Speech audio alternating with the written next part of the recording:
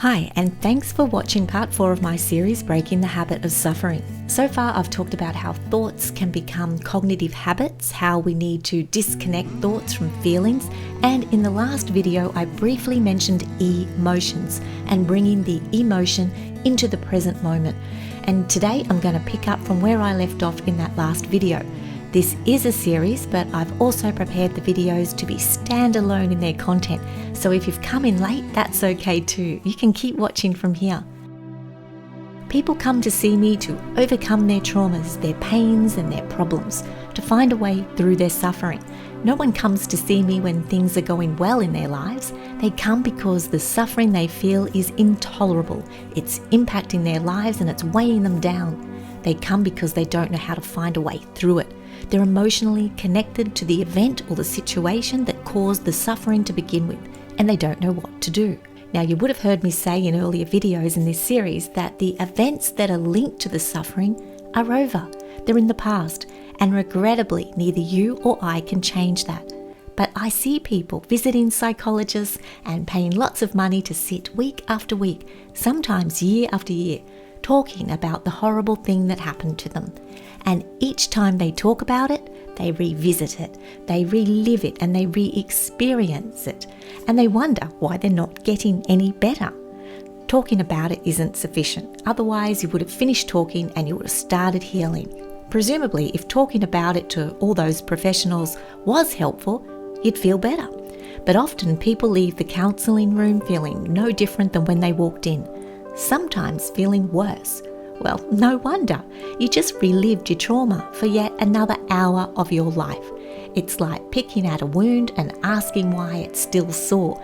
It doesn't get a chance to heal. And it's the emotion that you've attached to the event, the emotion you probably experienced when the event was happening in the first place, whether that was anger, sorrow, grief, pain, or fear. Usually fear. But it keeps resurfacing over and over again every time you talk about it. And that is exhausting.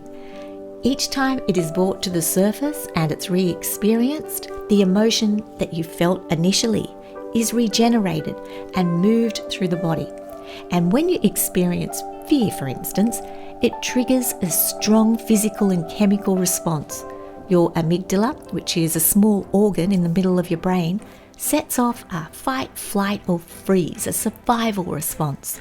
Your adrenal glands, little glands above your kidneys, produce cortisol and adrenaline, hormones that directly impact your metabolism, your immune system, your blood pressure, your response to stress, and other essential functions.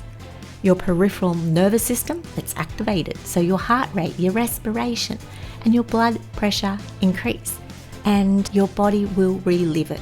And this is effectively what PTSD is, a constant re-experiencing of the trauma event.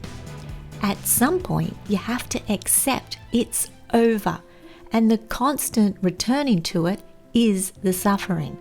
Now, it's normal and it's healthy for people to want and even need to talk about their experiences after a tragedy, after something scary or sorrowful or unexpected happens. And there are varying degrees of trauma, of course, that need to be considered here. But talking through our problems is a normal part of processing for humans. So I'm not referring to that. I'm talking about people who are still suffering years after an event. That's now become an identity, and we cannot be defined by the things that have happened to us. Biography is not destiny. Our past does not determine our future unless we let it. So today I want to talk about the energy systems, and I want you to think of emotions as energy. Energy moves, so think of it like this: energy in motion, emotion. Energy moves, it travels, and it's transferred. It comes and it goes. It's constantly changing form.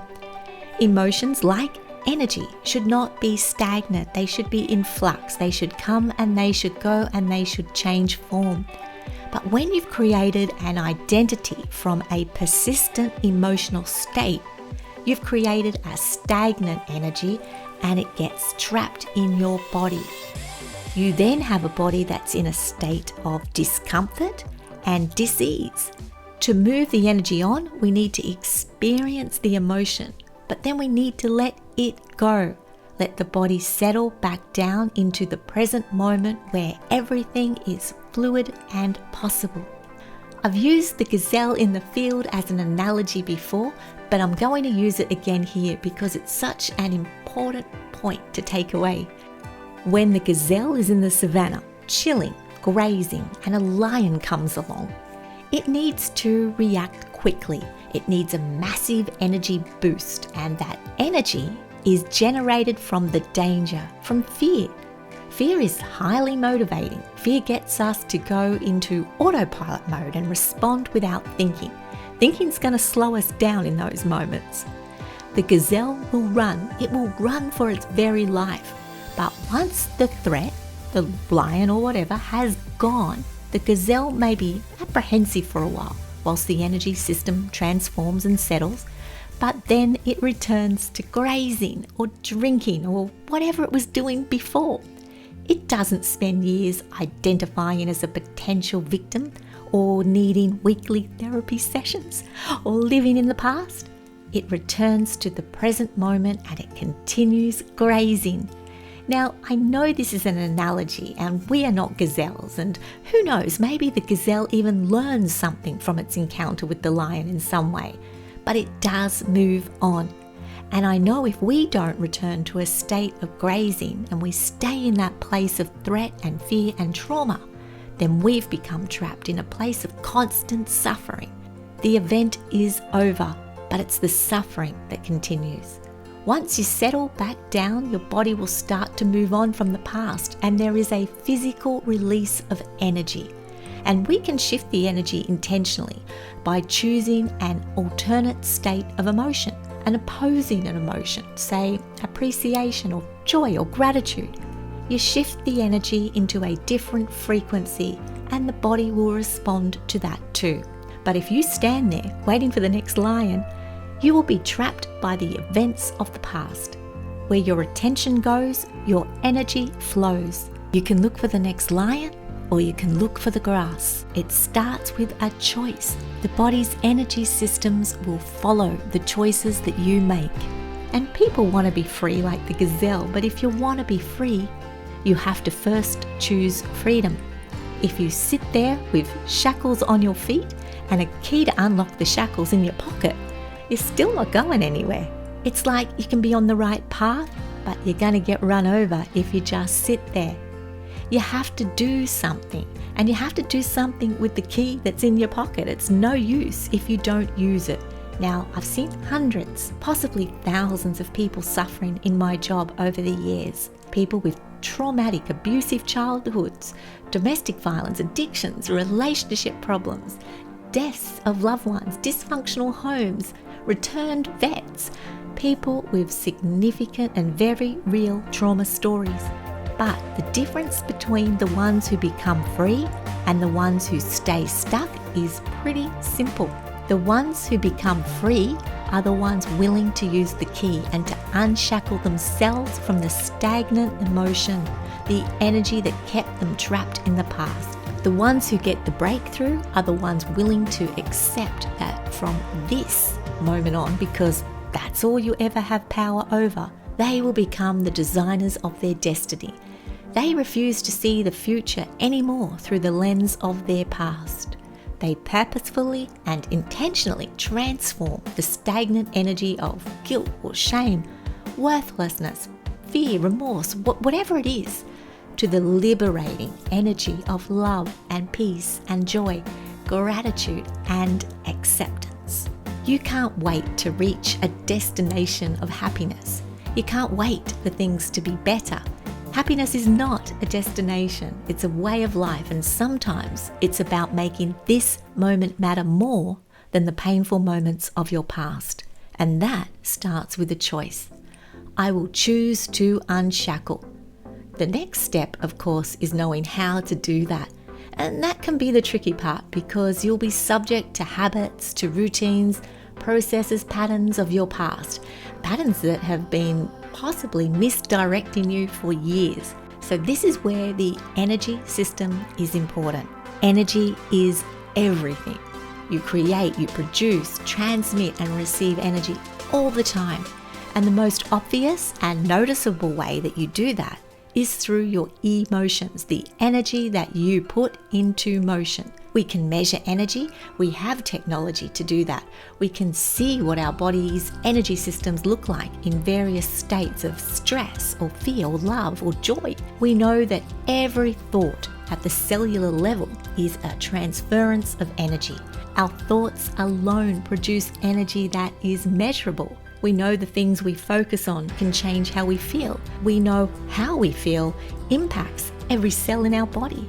And the cells of our system are constantly working to either create damage or to produce healing. Habits, routines, and processes, the past, it all keeps you trapped. So it's time to shake that up. If you want a vision of your future, where do you find it? You find that vision in the present moment and you work towards it. You create it now. You have to overcome yourself. And you have to overcome the obstacles that others may have placed before you. But to do that, you have to start with the belief that's holding you back. You have to change your I can'ts to I can's. And you have to become the lead actor in your story, not a passive recipient anymore. You have to become the hero, not the victim. And here is the thing. You write the book. You are the author of the story, so you can be whoever you want to be in the story. But sometimes you need to forget who they told you to be, and you need to take back your power. If you were too afraid, then it's time to change the script. It's time to step up and become the star of your own future, because those who hurt you don't deserve the right to finish the story for you. So I want to take you towards and onto this road of healing, of heart-brain coherence, of transformation, empowerment, of peace and freedom. If you want to come along, well, that's up to you. But to do that, you will need to unshackle from the place you're stuck in. And remember, the key is in your pocket.